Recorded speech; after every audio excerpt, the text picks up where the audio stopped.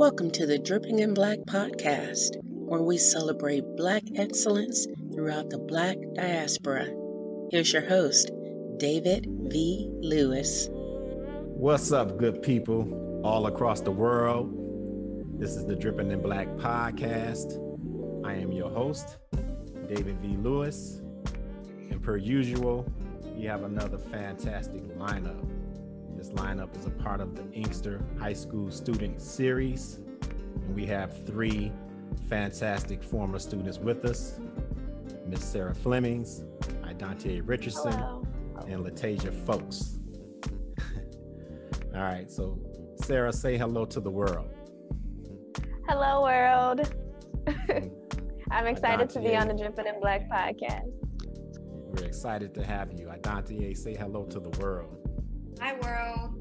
Coming live from California in a whole different time zone. That's what's up.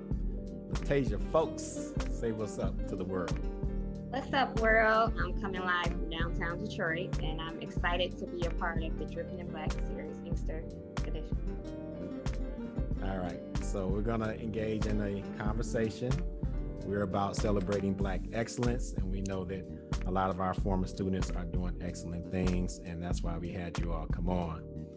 All right, so let's start off introducing ourselves to the audience. So I'm going to start with Idonteá.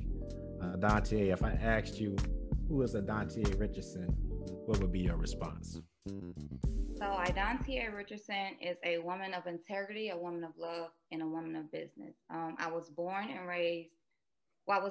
in Bennettsville, South Carolina, which is a small town. So often I identify myself as like a country bumpkin or a Southern belle because that's originally where my roots come from. I moved to Detroit, Michigan in 2008, right before President Obama got elected. And that's why I had to retrace on my statement. I like to think that I was raised in Detroit because I learned a lot of valuable lessons there. But I was born in Bennettsville, South Carolina. Okay. LaTaijah Folkes, if I said, who is LaTaijah Folkes, what would you say? LaTaijah Folkes would just be more of a woman. She is honest. She's transparent. She's motivated from within. Whatever I set off to do, I do it. I'm bigger than the box I was originally placed in, so there's no black feeling for me. I was born in Detroit, Michigan. I grew up west of Detroit, down anywhere from Taylor to Inkster area. I went to Inkster Public School as the majority of my life, so that's where I will consider myself raised. I'm truthful, I'm honest, and I'm very humble. Okay. Sarah Fleming, if I said, who is Sarah Fleming, and I put an S on the end, who is Sarah Fleming, what would you say? I would say that Sarah is an intelligent, driven, somewhat outspoken, free-spirited, open-minded, creative spirits flowing through the universe. I was also born and raised in Detroit. I've actually went to DPS all my life. I only went to Inkster Public School. My mom moved closer out that way. I'm a photographer. I'm also an instructional designer. I think very vividly, have a wild imagination, and I like to use those gifts to create things and inspire other people along the way. Yeah. And I remember all three of you really, really well. All three of you were, very special to me. All of the descriptions that you provided for yourself, I would use some of the same words. I think you were the same way when you were a high school student, and it's just great to be able to catch up with you. All right, so let the fun begin. So we're going to start off with a little bit of a game, I guess. It's going to be called When I Say, You Say. All right. So when I'll say something, and then whatever response it elicits, I want you to provide for us. If it's a 1 or 2 word response, that's fine. Just feel comfortable in explaining whatever that word is. All right. Which brave soul wants to go first? Throw me in the cage. Okay. All right, Idonteá. When I say Inkster High School, you'd say? intelligence. Okay, explain. Yeah. So when like I said, I moved to Detroit, Michigan in 2008. I got accepted in the summer of 2008. I got accepted into Renaissance. I got accepted into Cass. But there was a waiting list. So the entire summer, my mom was panicking. She didn't know like where Idonteá is going to go to school. She has to go to school. So it just happened. One day it was me, my stepfather, and my mom. We was riding. I don't know how we ended up in Inkster, but Inkster was having a car wash. And we stopped by and she grabbed a pamphlet, and it was just really history from there. Being at Inkster High, it's like I was immersed in so much culture. Everybody was doing so many different things on so many different levels. Of course, you had, the class clowns and the hallway skippers, but, that just comes a part of like the school life. But I met a lot of people coming from the South, and moving to Detroit, Michigan is just like going to Inkster High, I learned how to survive, or I became a survivor. I didn't have that instinct coming from a more of a rural area in South Carolina, because certain things I didn't have to really worry about or focus on or consider. I met a lot of excellent Black teachers coming from South Carolina. I didn't have that. I probably had one or two Black professors or teachers. So coming to Inkster High, majority of my teachers were Black. That just really made me happy. It made me smile. It made me know that we could really do anything. And the amount of education, because I didn't play about my education. So the education, I took it very serious on every count, from you, Miss Booker, Mr. Lewis, Miss Gaines, the list could go on. But I still have lessons that, you guys talk to me outside of class that I still carry today. So, of course, when I think Inkster, I think excellence, intelligence, because I met a lot of smart kids there at the time who are now adults. I met a lot of smart teachers there who are still around and alive, thankfully. And because you guys weren't too older, so it made it a little easier. It wasn't really a disconnect. At least I felt like it wasn't a disconnect with the students and the teachers, because it was more like you guys was like, well, at least to me, speaking for myself, like a father figure or a mother figure, because it wasn't like you guys were 60 years old. So that made it easier, when someone, or you felt like somebody was going down the wrong path, to kind of like reel them back in. So intelligence for sure. Okay. Sarah, when I say Inkster High School, you say? Misunderstood. And I say that because I feel like my perspective of Inkster High when I was at Inkster High was a lot different than the way that Idonteá, I pronounced it right, correct? Idonteá? Yeah. I feel like it's a lot different than how you described it while I was there, but thinking back on it and reflecting on the students that I was interacting with, the teachers that I had there and everything, it's a lot different. When I was at Inkster High, I always thought like, oh my God, everybody is so bad. They're always fighting. It's a lot going on. I feel like I'm not learning all that I could be learning in my classes. There was one point where a lot of teachers like were not there, or like books weren't the type of books that we needed, but I still had like a lot of quality interactions there. Like there are still things that I learned in the classroom that I don't think I would have learned anywhere else, because we had a lot of Black teachers who wanted to instill that information and knowledge into the students, that I don't know if we had teachers of other races or who couldn't connect with us if they would have done that same due diligence, regardless of what resources we had or didn't have. So I think that, our test scores may not have always been up there, and the experience at the time may not have felt like we were at like the best high school at the time, but I think it was just misunderstood. Even the area of Inkster in general, like there was a lot of, and there still is like a lot of great things in that area and in that school, but it just didn't get the type of recognition and the type of resources that I think it deserved. Wow. Okay. Folks, when I say Inkster High School, you'd say? I would say unity. My experience is different from the both of you guys' experience. I started attending Inkster Public Schools in the second grade, and I feel like that was the best place I could have ever received an education. I'm appreciative for the type of education I've had. I feel like I've always learned something inside of the classroom, and I've always exceeded well. I was valedictorian of elementary, I was valedictorian of middle school. So when I came to Inkster, I had the opportunity to be in a part of the academy. And I believe that was the best thing that could have ever happened to me. And I say unity because I've had some teachers that were my teacher in high school has been my teacher since second grade, like Miss Lane. I have an excellent relationship with her. I had an excellent relationship with a lot of teachers there. I didn't look at them as my teachers. I feel like we were more so like a family. The students there, yeah, it was a lot of fighting. It was a lot of crazy things that happen, but that happens within every school. And I think that my education experience was good. Test scores could have been low because we were put at a disadvantage to begin with. Just being a school with no resources, but I believe that the resources we did have, we made do with them. I feel like Inkster was a stomping ground for many schools around us. I feel like we were one of the first schools to even have the dual enrollment program.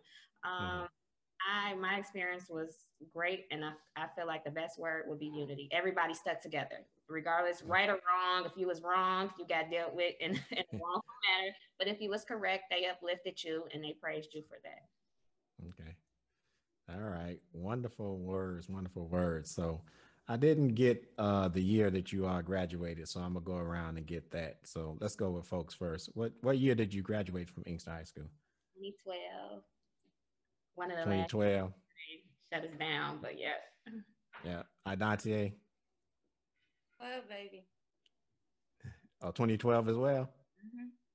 Okay. Sarah? 2013. I was the last class to come out of Last Inkster. class. Yeah. Wow. Okay. So here's the next one. Who wants to go for the next round? When I say, you say. I go first. Okay. Okay. Folks, when I say life after high school, you'd say.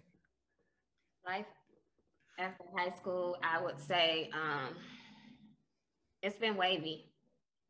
I say wavy because life is a big wave and you just got to ride it. So I think when I graduated high school, as maybe a lot of people at the age of 18, they have their life planned out. They may say, hey, I'm going to go to college, I'm going to get married, and I'm going to live great. And that has not been my experience. Life throws curveballs all the time. And no doubt. Curveballs, you just have to ride its wave. So I think life is just a big old wave, and you got to be strong enough to hop on and ride its flow. So okay. Sarah, when I say life after high school, you'd say? I was going to say abundant, but I think I'll stick with abundant. I'll say that life after high school has been abundant, not necessarily in the amount of opportunities or the amount of things that I've gotten or anything that I've received, but the journey and the things that I've learned and the experiences I've had have taken my brain and the way I view the world to a totally different perspective. Like, I went off to college. That was my first time living outside of home. And although I was about an hour away, that's still a very different experience than like living with your mother and letting them kind of make the decisions for you. So having that type of experience, I was able to join a lot of different organizations in college. I was able to do different internships. I studied abroad. And even outside of that, like, I had a lot of hardships, but I learned how to get through it and I learned how to figure it out. And I learned that life was a journey. And I couldn't really explain it with a word other than abundant, because look at all that I've done and look at all that I've seen. And there's so much more to see and do. So it's been great in that aspect. Okay. Idonteá, when I say life after high school, you say? Reality.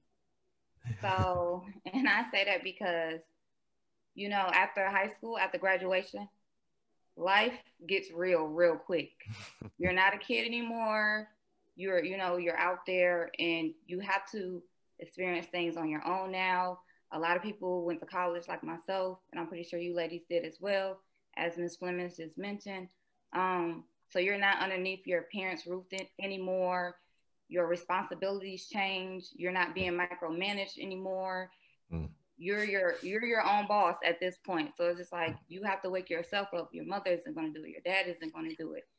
So life got real quick. Like I was always prepared for everything. So but it was definitely a reality check. Like I'm glad I was one of those people that I was never like when I was a kid, oh, I can't wait till I get grown.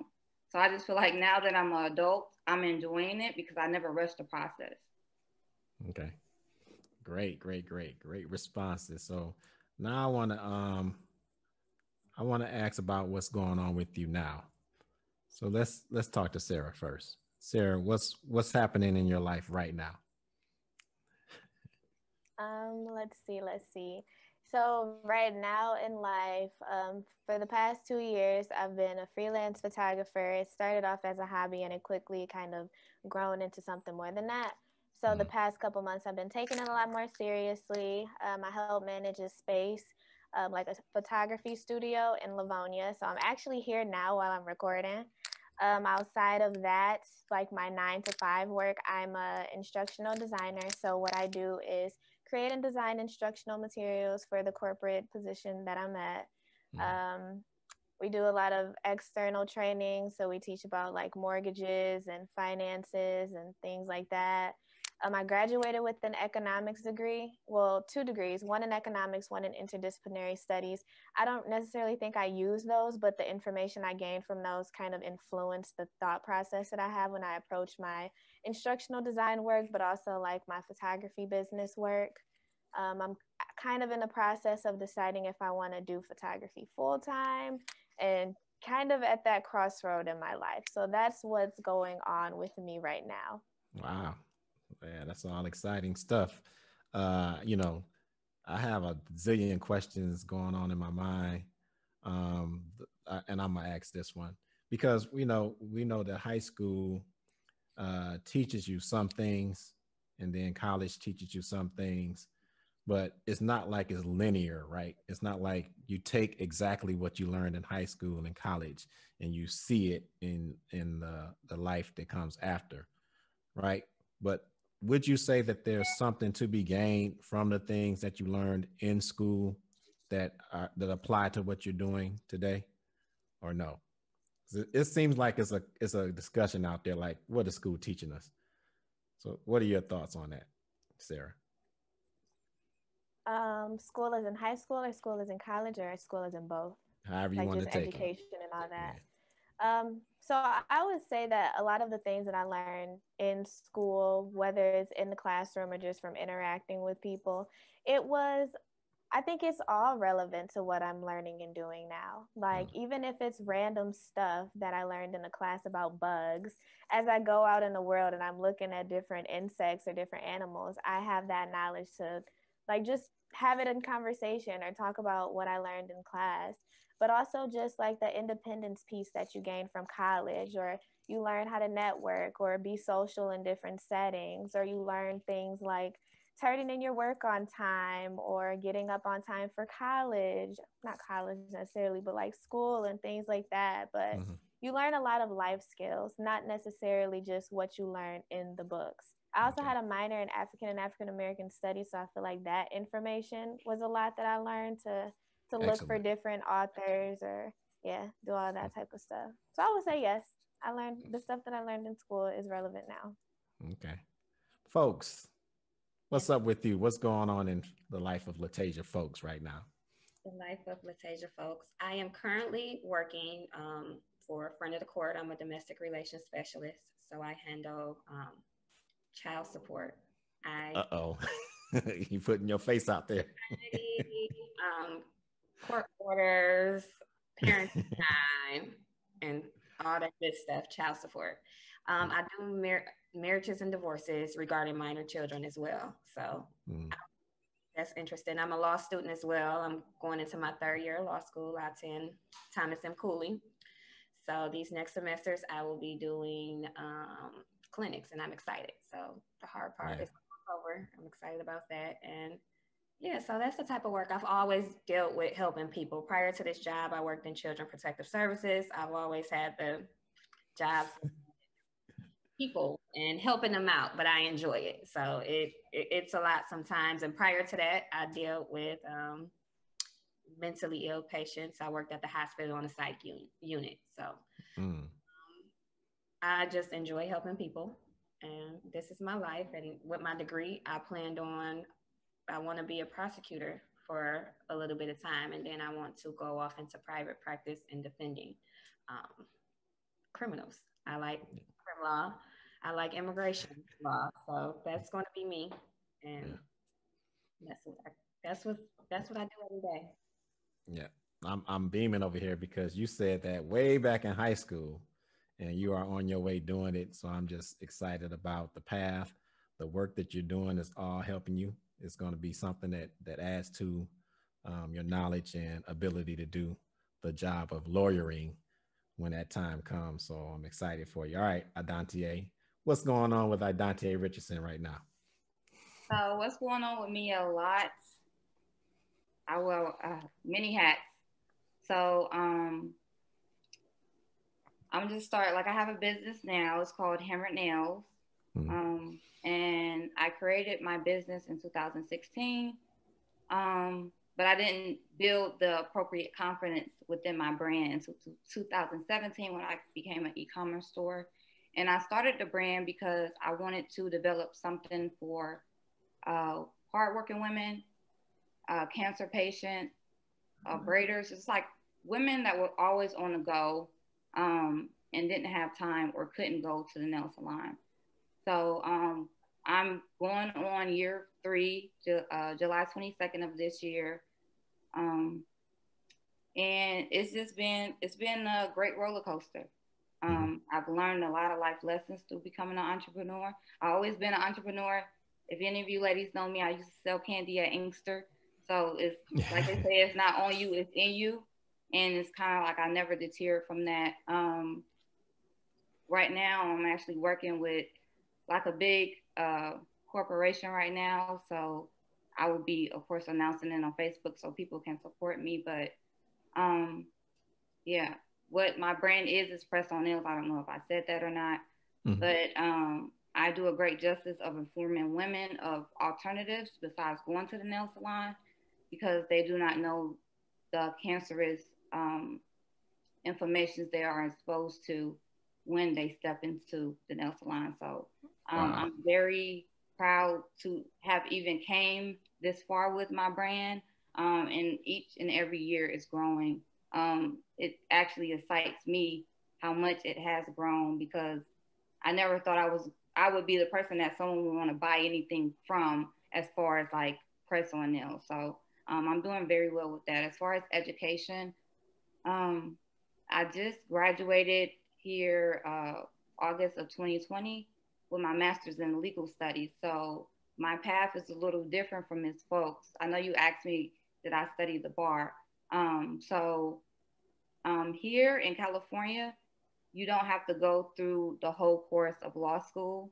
I could just get an apprenticeship, but I'm not really considering that right now, because my role and my goal in life has always been to more so interpret the law. So it's always been my goal, and still is my goal, is to be a judge. So I'm considering right now, in the midst of everything, COVID has to blow over here in California, because it got really bad here. We was the first state to get struck, and the governor here do not play. So it was a lot of stay-at-home orders set in place. But with that, I'm considering going for my PhD in judicial studies, coming from my master's. And as far as work experience, I worked at the courthouse before COVID happened. I got laid off, unfortunately, because it was more of a face-to-face interaction with clients. There, I did family law. I was the head paralegal at the facilitator's office at Central Civil West here in California. Did a lot of great things, got a lot of hands-on experience. And now I'm entering to another legal position as a legal advocate that works with domestic women and help them with housing and protective orders. So going through my master's, I've learned so much in the legal field.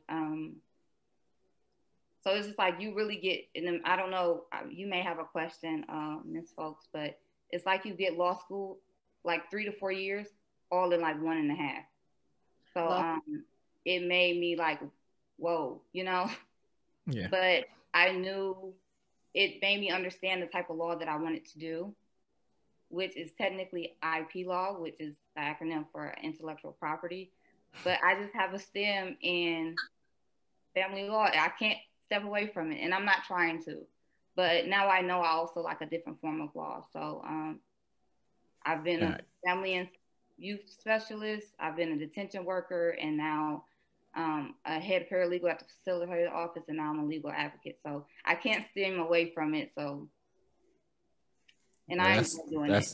That's great. I've sensed that folks had a question, so I'm gonna let her jump in. But I have a question about your business as well. Okay. So, folks, did you have a question for Idonteá?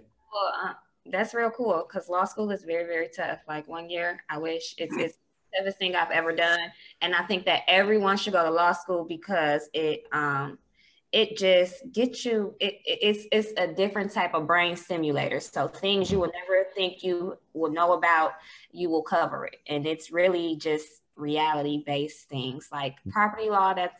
I like it, but I couldn't practice it. It's too dry. Give me an example, if you can.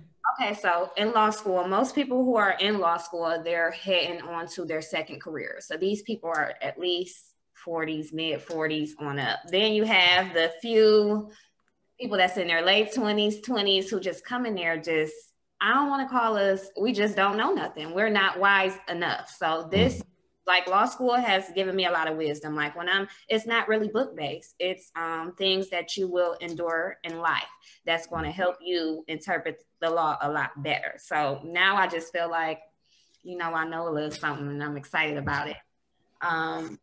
That's the best way I can put it. Like in class, you'll have all these wise people and you thinking you know a little something and the teacher throw out an answer and you like, how did you even come up with that? It's just things that you go through in life. When you match it up with a certain law, it goes hand in hand, and only way you can learn that is if you study law. And I think everyone should have the opportunity to study law, and it's free and available to everyone. And it's a tough game. I agree, folks. That's interesting. That might be something going forward for high schools to consider. It should be like replacing something that we really don't need with something like that. No law. Like it trips me out. I make a joke out of it on how everyone getting their stimulus, their money and stuff. And it's funny because everyone is saying when Biden's going to pass it, how the House have to do this and the Senate have to do this. And I'm like, that's just common law. And we're not really taught it in depth in high school. Yeah. But I think that everyone is saying the same thing. And what they don't know is they're just breaking down the branches of the government. And that's how I interpret everything that's going on in life too. So I'm like, it's nice to know everyone knows who passes what and how it gets to be passed. So yeah. So my question to you, Idonteá, was about hammered nails. So you said it's nails that people can get without going into the salon, right? Mm-hmm. Talk a little bit more about that, because I don't know what you're talking about. So I can have a sample just to show. But pretty much I have an e-commerce store, and it's just like a retail store. You can go on my website. Can I list it? Yeah, absolutely. So the website, is www.hammered, HAMMERED, nails, NAILS.net. And you could just go on there. I have a series of different designs that may be your taste, may not be your taste. If it's not your taste, you could put in a custom order form, and I could really create anything. I have an Instagram, and my portfolio over the years have expanded. I am a self-taught nail artist. I didn't go to school for it because I knew I wanted to go to school for law.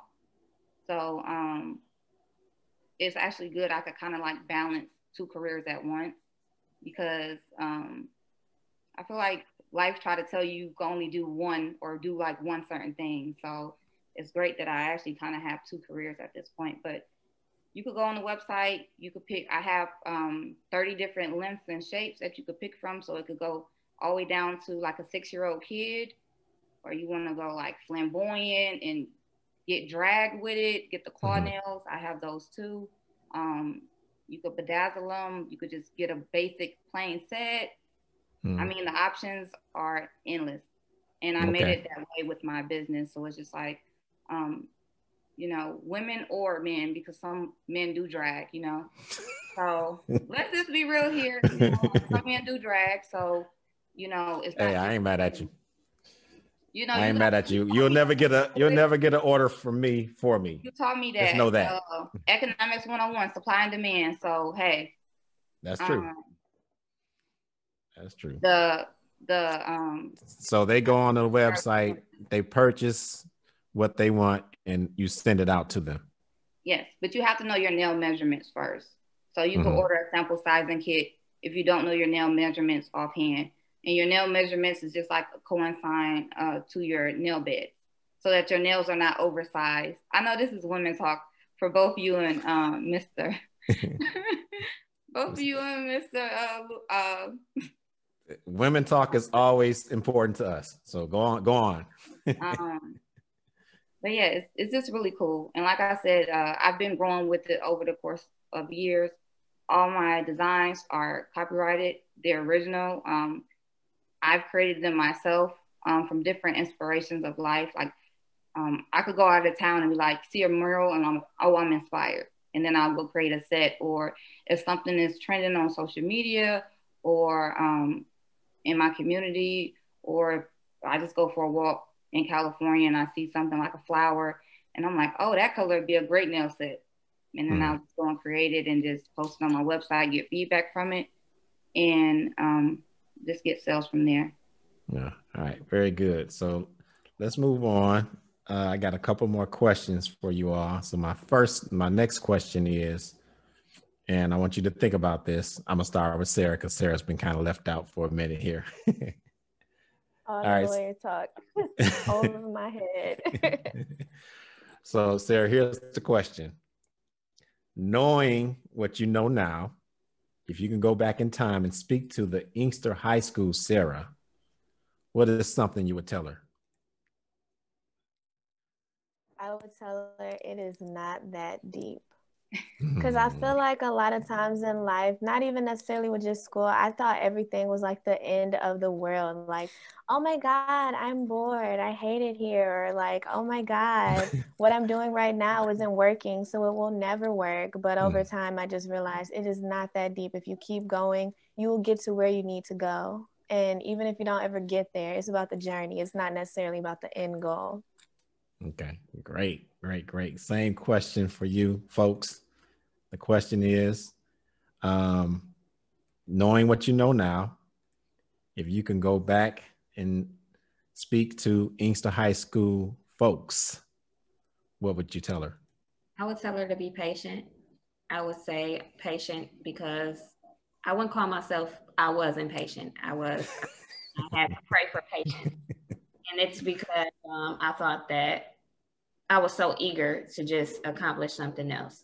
Yeah. And it wasn't until I was in undergrad and my advisor was like, I could have graduated undergrad earlier. Then I graduated at 21. I could have graduated at 20. And I was just like, yeah, I'm going to do this. I'm going to start law school at 20. And what my advisor basically was telling me, she said, some wisdom comes with time and age, you know, just be patient. And I still didn't understand it. I'm like, you don't want me to graduate early? And I just was, you know, impatient with life, just accomplishing the next thing. Okay, this done, let me move forward. And it's me just being in situations to whereas I was in job positions I didn't want. And I was just so eager to get into that next step, applying to jobs, and I didn't get it until it was the right time. So what I would tell the old me is to trust God's timing and be patient, because if it's yours, it's gonna still be there, whether it's tomorrow or 2 years from now. And that goes a long way. It can stress you out thinking you're not moving fast enough. I would also tell younger LaTaijah to, I would also tell her, dang, I just had it. I would tell her to take it easy on herself. I always take it. I'm my hardest critic. I don't know if it can be a blessing and it can be a curse, but I mean, I stress myself out sometime, and I had to learn, like, girl, you're doing good. Just take it easy and be patient. Yeah. Excellent. Idonteá, knowing what you know now, if you can go back in time and speak to the Inkster High School version of Idonteá Richardson, what would you tell her? It's kind of similar to Ms. Folkes. That's why I'm over here nodding my head as she was speaking. I would tell the younger me, you have time. Because coming in high school, it comes so fast. Like 4 years seems like a long time when you're younger, but it's like you blink and it's just like, whoa, you know? So it comes so fast. So it's just like, it wasn't until really like, I always knew I wanted to go to college. I just didn't know where. So it's just like, I feel like junior year, going into senior year, I feel like I didn't have time. Like I was on the hunt for the right school. It was just a lot of pressure. I had to make sure like, okay, now the next 4 years in my life, I have to dedicate myself to a major, to a school. And that's a lot of pressure if you think about it, because you could go to the wrong school and you could feel like I just paid all this money or I just got in all this debt, and for what? So I put a timing on everything.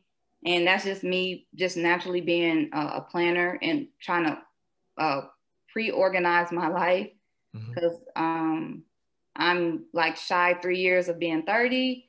By like 30, I'm 27. So by being back in high school thinking by 31, Mrs. Smith, don't laugh.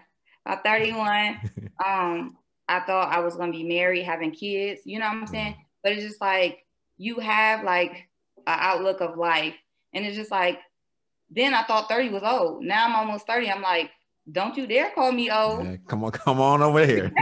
You know what I'm saying? So it's just like good to experience, like Miss Fleming said, the journey of it all. Like now I'm not in a rush. I never was in a rush to have kids, but then thinking I was like 15, 16, 17, I'm like, all right, 31, I want to have kids. I want to be married.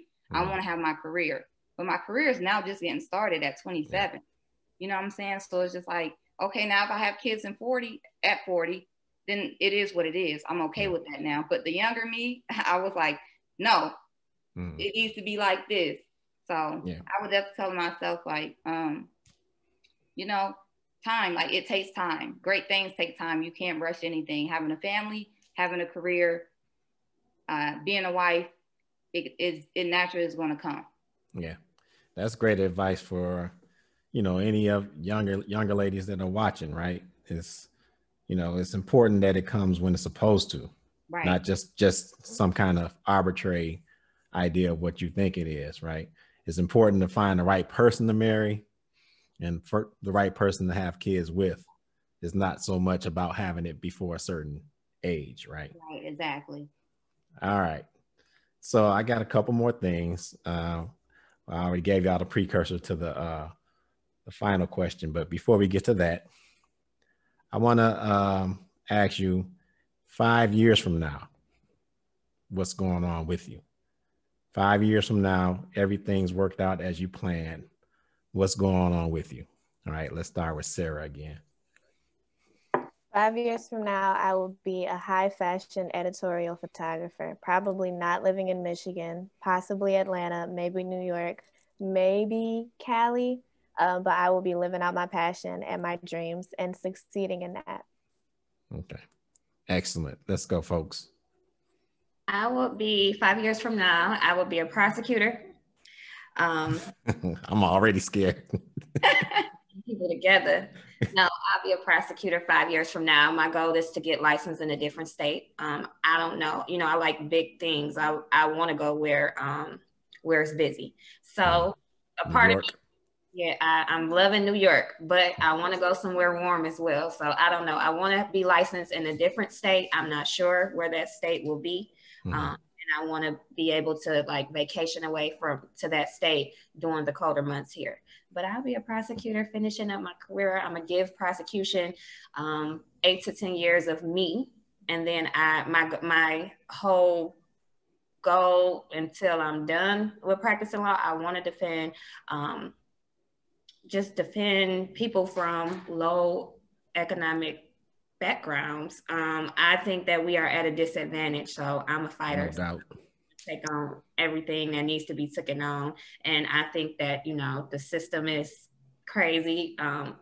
It's put against us, and people who do not have a lot of money, they suffer. So it's not really for me. I'm in it for doing what's right, and I want stories to be told, and I just want to fight for who's unfortunate. Somewhere in between there, Jesus gonna bless me with all the money I need. But that's 5 years on now. Okay. Idonteá, 5 years later, what's up? All right, 5 years from now, I will be contracted with different fashion companies like Moschino, Savage by Fenty, creating runway nails for their models. As you guys may or may not know, a lot of models wear press-on nails. So I plan on that, as well as, if not already interpreting the law as a judge in the courtroom, being on a judicial ballot to become a judge. Yeah, and I remember back in high school, that was also something you were planning for back then, to be a judge. All right, so I wanted to give you all an opportunity to share any social media that you want to share. If you don't want to share any social media, that's perfectly fine. But if you got social media that you want people to reach out to you and contact you on, let's do that. Let's start with folks first this time. I have a LinkedIn. I would love people to follow me on LinkedIn. I'm trying to build my connections. My LinkedIn is LaTaijah, LaTaijah, last name Folkes, Folkes. Yeah, so you can find me on LinkedIn. Okay. All right, Idonteá. Follow me for my nail page. Support my business. Support Black businesses. My handle on Instagram is hammered.nails, HAMMERED, _NAILS. Click that follow button. Okay. And Facebook as well, no? On Facebook, I'm Hammered. So just HAMMERED. Okay. All right. And anything else that you wanted to share? Oh, that's good. That's good. Okay. Sarah Fleming. I'm going to share my photography page. So it's Fleming, FLEMI.jpg. You can also check out my website for my online portfolio. It's S as in Sarah, Fleming.com. You can also follow my studio page. It's TCP Detroit, and that's TCP standing for the Creative Playground Detroit. Wow. So check us out. And if you need some pictures, if you just want to look at some sweet pictures, definitely check me out. Like Ms. Richardson said, support Black business, Black woman-owned businesses for sure. Absolutely. All right. We thank you, ladies. Now let's get to the final and most important question that we ask all of our guests.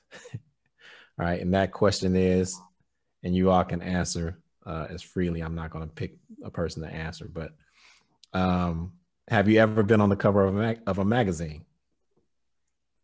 No, not at all. None of you? Not a cover. I've been featured, but not on a cover. I've been featured in a few magazines and a few newspapers, but not on a cover. What magazine, Idonteá, were you featured in? All that I can remember right now is Mahogany, which is an Atlanta-based freelance magazine company. That's all that comes to mind now. Okay. All right. Well, one of the things that we like to do here at Dripping in Black is we place our guest on the Dripping in Black magazine for that episode. And there you are. Okay. This is so cute. All right. So that is also a parting gift. We will fix that up, print it out, and get it out to you all. And, it'll be one of the greatest honors I'm sure you will have to go along with all the future awards you have coming your way. All right. Well, that's our thank you for coming out. That cover is sassy. It is. We look good. Cool. Yeah. All right. Any shout outs? Anybody want to give out any shout outs to anybody before Shout we out go? to you guys. You and Mr. Smith. Well, thank you. Thank you. Shout out to y'all. Shout out to all our teachers at Inkster. I have a lot of favorites. I'm gonna tell you that right now. I should say, but no, shout out to all the teachers. We're not gonna do that. Thank you and Mr. Smith for having us here. I love y'all. You better shout out Miss Brooks. I can't do this. Shout out to Miss Brooks, Miss Norwood, Lane. They're my babies. I love Miss Causey too. That's Miss Causey. I love all the Black female teachers at Inkster Public Schools. Y'all are right. Okay. I love Mr. Lewis. Mr. Lewis is my favorite. Mr. Smith was my favorite. I had some good times in y'all classrooms, and I appreciated Mr. Lewis. I appreciated your class as far as what you taught us. I love African American studies. I love it. I think you had a part A and part B. I don't know if it was required or were they electives, but I took both of them. You know how they do us. It was definitely an elective, but okay, thank you for that. And the check is in the mail. Thank you for that. And your little water bottle. I had to stop doing that. But people that see this know about it. Those who know, right? Yeah. Right. Sarah, any shout outs? I'm just going to echo what's already been said. Definitely shout out to all the teachers from Inkster, you and Mr. Smith specifically for bringing us back here to talk about our experiences, shed some light on what we do, and also talk about some things we would say to our younger selves. Hopefully the people listening could have some good takeaways, and if nothing else, they're inspired by the way that I was inspired by everybody talking on this podcast today. All right. That's a perfect ending. So I want to thank you all for coming out again. And the pleasure is all ours. And we'll leave it there. Thank you, guys. Thank you. And you guys have a great night. As well. Okay, bye. Bye.